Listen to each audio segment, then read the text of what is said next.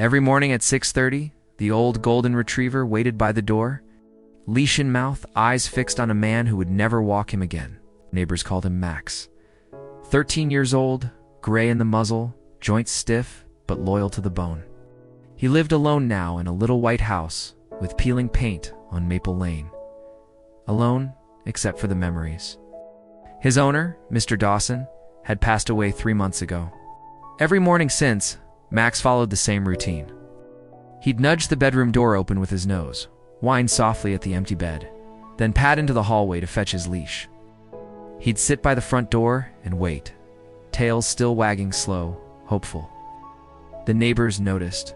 Some took pity and left food in bowls on the porch. Others tried to coax him into their homes, but Max never stayed. He was waiting.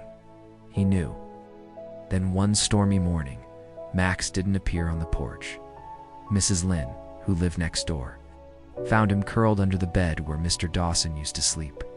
He was weak, shivering. The vet said it was heart failure, nothing to be done. He had maybe a day, 2 at most. That night, Mrs. Lynn let Max into her home. She tucked him into a blanket near the fireplace. Her kids gave him belly rubs.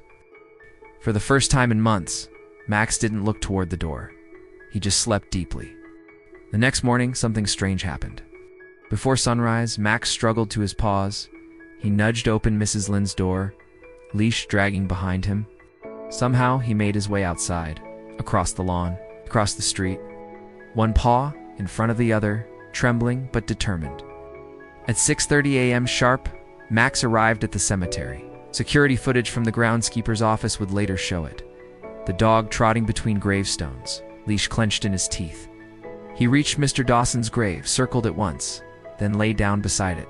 They found him there an hour later, eyes closed, a peaceful look on his face. A photo was taken. It went viral. It's a dog who waited, they called it.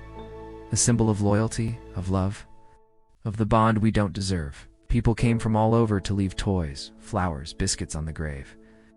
A statue was even made of Max holding his leash, looking up as if waiting for one last command.